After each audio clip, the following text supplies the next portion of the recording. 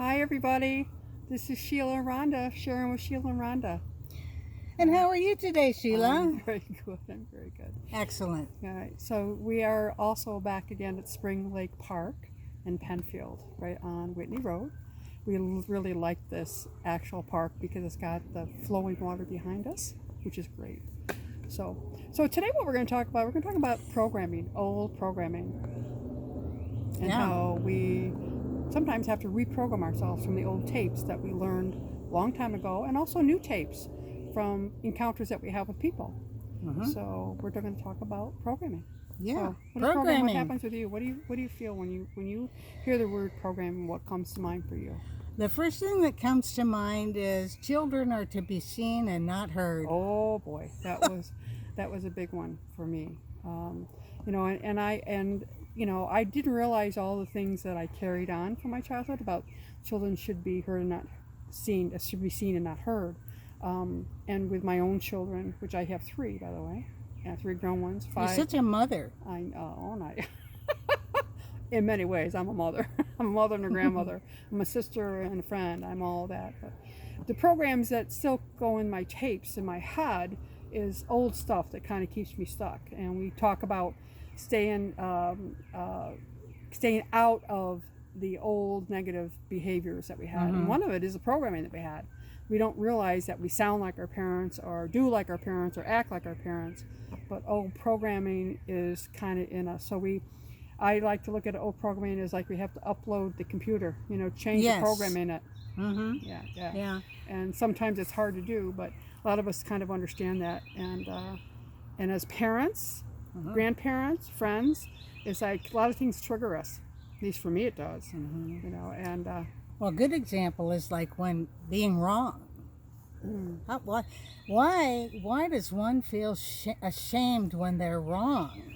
It's because we were controlled to do what they say or to act a certain way, so programmed to behave. So in our minds, we must have translated that to be, I'm not perfect. Is that pretty much where that? That's right. Oh my God! Yeah, not perfect, wonder. And being controlled to behave, and how it affects us is like, wait a minute, I don't like that. Shame. Yeah, shame. Shame, and shame is a very controlling word for me. Shame and be shameful for the things around you instead of, wait a minute, I have nothing to be shameful for. For example, somebody does something to hurt you, but you feel ashamed, and you're not even sure why or what you did wrong. Yeah. So old programs from old time ago saying that you should be shameful. So we need to accept who we are with love and know that we're going to make mistakes, and that's okay. That's right. And the biggest step is admitting when one's wrong and not being ashamed or embarrassed, but just to say, I was wrong. What do I have to do to repair the damage that I caused?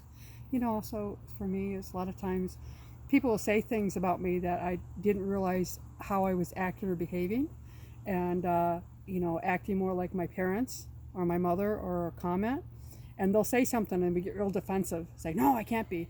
But then when you realize, like, maybe I ought to take a look at that, and the things that we were shameful for in our childhood that carries on into our adulthood is huge. Yeah. So and a lot of times with the new programming in my brain anyway, is that I can change. I don't have to stay in that old programming. And a lot of times it's like, well, I can't change. That's the way I am. Well, that's a cop-out. Oh, that's true. That's kind of like not taking responsibility for yourself. Yep. That's what I've been taught. Yep. I know I'm squiggling here. So we're trying to hold that. We're trying to hold that and keep it focused. Trying to hold it still. So, it's okay.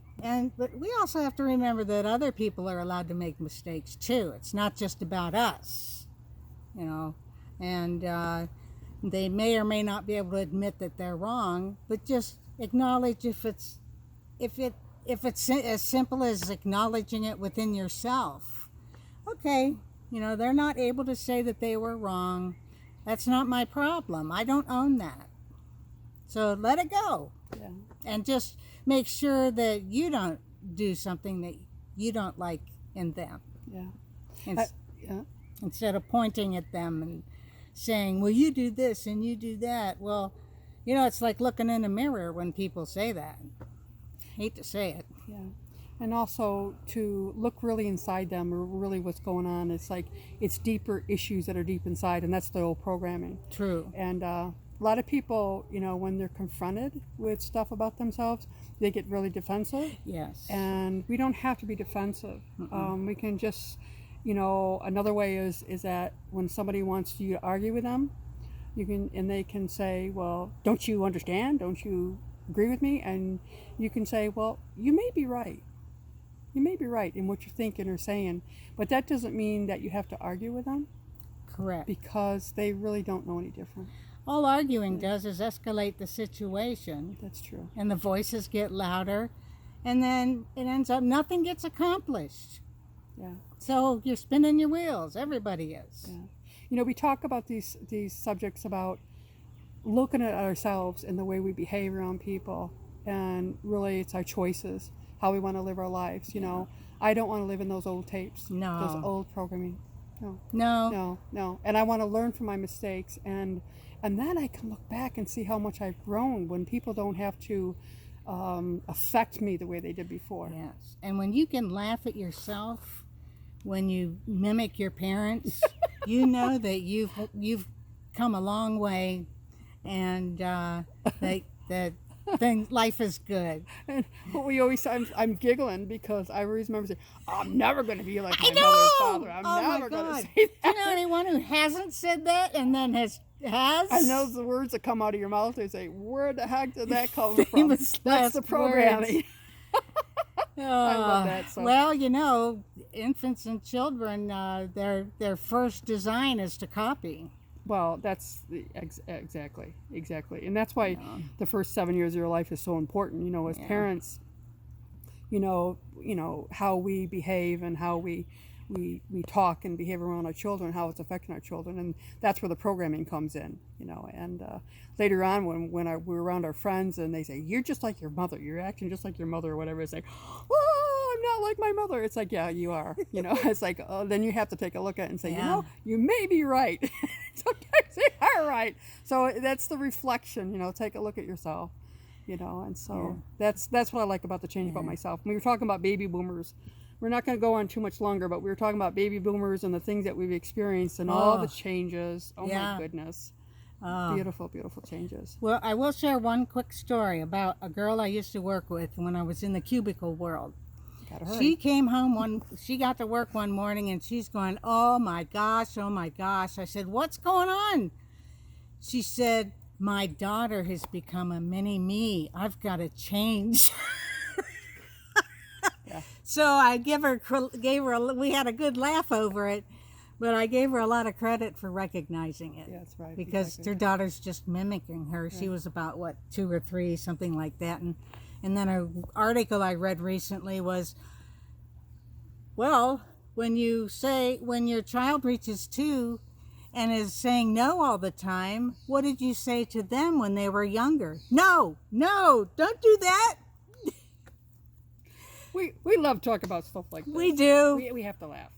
So we hope we brought you a little bit of joy today, and help you take a look at yourself, reflect back at yourself, and say, what can I change? What are my choices today? So now we're going to wrap it up because and be we don't kind want to be and long. humorous when you look back at yourself. You have to be kind to yourself and humorous about it. Yes, you do.